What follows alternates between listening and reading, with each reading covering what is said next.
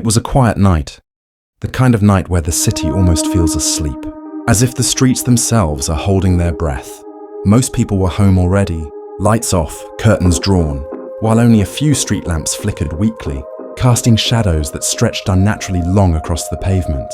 For Daniel, a young man who worked late shifts at a small convenience store, this was a routine walk. He had done it so many times that he barely thought about it anymore. But routine can make you blind to danger.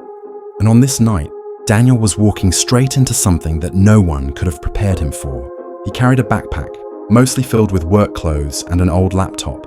His phone was in his pocket, but the battery was nearly dead.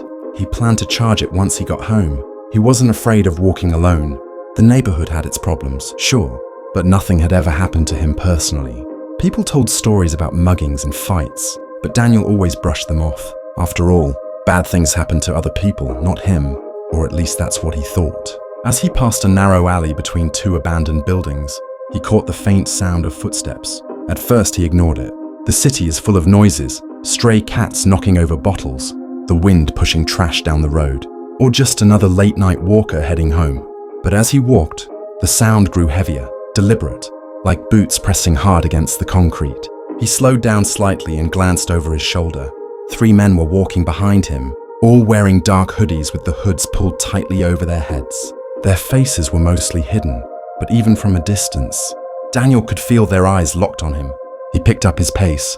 So did they. His heartbeat quickened. The air felt colder, heavier, as if the night itself knew something terrible was about to happen. When Daniel reached the end of the block, hoping to turn and escape, another man suddenly stepped out from the shadows in front of him. He was tall, his face partly hidden by the hood, but what stood out most was the long glint of steel in his hand, knife catching the dim glow of the streetlight. "Stop!" one of them called out, his voice low and commanding. Daniel froze. His body wanted to run, but his legs felt like they were glued to the ground. The man with the knife tilted his head slightly and said, "Wallet, phone, everything, give it." Daniel's hands shook as he pulled out his wallet. He hoped, prayed even, that if he handed it over quickly, they'd leave him alone. He stretched out his hand, offering it to the man, but the robber didn't take it. Instead, he leaned closer, so close Daniel could smell the stench of cigarettes and something metallic, like dried blood. In a voice almost calm, he whispered, "We don't just take money here, we take memories." Before Daniel could react, another man grabbed his backpack and yanked him backward into the alley. Daniel stumbled and hit the wall. The men closed in around him, their shadows flickering on the walls like predators circling prey. Panic surged through him, and he tried to scream, but one of them covered his mouth with a rough, gloved hand. The smell of leather filled his nose as he struggled to breathe. His muffled cries were swallowed by the night, as though the world outside the alley no longer existed. The next few minutes were chaos. One man slammed him to the ground, while another pressed the knife against his chest. Daniel tried to fight, kicking and twisting, but he was outnumbered, his strength nothing compared to their merciless grip. He felt sharp pain slice across his arm as the knife dug in, a warning not to resist. The more he struggled, the harder they held him down, until he realized there was no escape. His heart pounded so loudly it drowned out every other sound. The robbers didn't go for his wallet or his phone. Instead, they searched his pockets and bags, then stopped, almost satisfied just by holding him there. One of them knelt close and whispered something Daniel didn't understand. Words that didn't sound like a threat but like some ritual, some dark chant. The others repeated it under their breath, their voices blending into a chilling rhythm that made Daniel's skin crawl. The knife pressed harder against his chest, and he thought this was it. This was how his life would end. But then the man with the knife leaned down and spoke again, his voice almost playful. "Don't worry, we're not going to kill you. Death is easy. We prefer something harder." Daniel's eyes widened in terror. He didn't know what they meant, but he knew it couldn't be good. Suddenly, he felt a sharp pain in his mouth as another robber forced his jaw open. He tried to scream, but they held him down too tightly. There was the horrible sound of metal scraping, and then blinding pain exploded in his head. His scream finally broke free, echoing through the alley, but no one heard it. By the time it was over, Daniel was lying in a pool of blood, his body shaking, his eyes wide with horror. His wallet and phone were still in his pocket.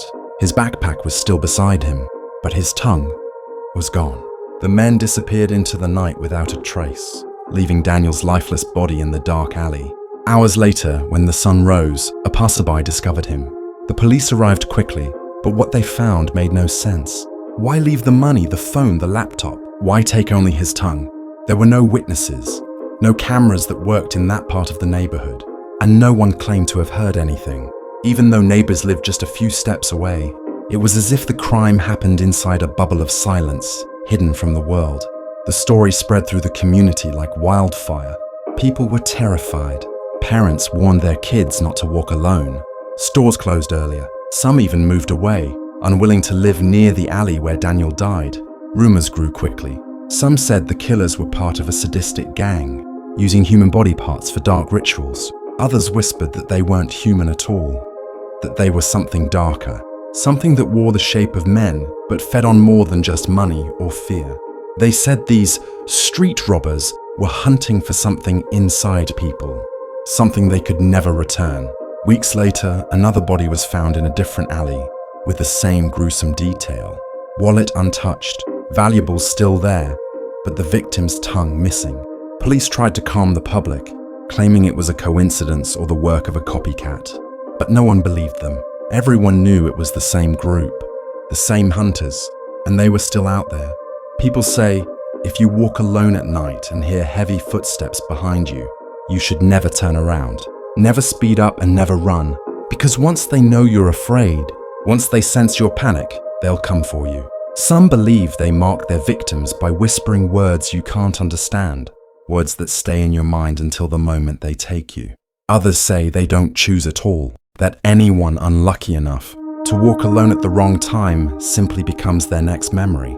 The alley where Daniel died is still there. Most people cross the street just to avoid walking near it.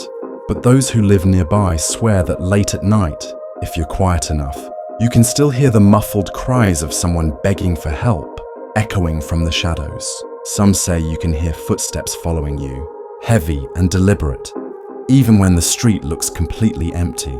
A few even claim to have seen 3 hooded figures standing at the end of the alley, motionless, watching, waiting. The police reports remain unsolved. No fingerprints, no DNA, nothing to prove who the killers were. It's as if they never existed. But the fear they left behind is real. People lock their doors earlier. Few dare to walk alone. And every now and then, another story surfaces. Another victim found with the same strange wound. Another tongue missing. Another life silenced.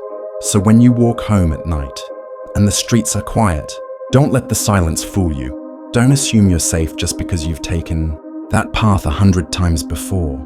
Evil doesn't announce itself. It hides in the shadows, behind flickering streetlights, waiting for the moment you let your guard down. And if you hear footsteps behind you, heavier and closer with every step, pray it's just another stranger heading the same way. Because if it isn't, if it's them, then you'll know too late what the people in this city already fear. The street robbers aren't looking for your money. They're looking for something you can never get back.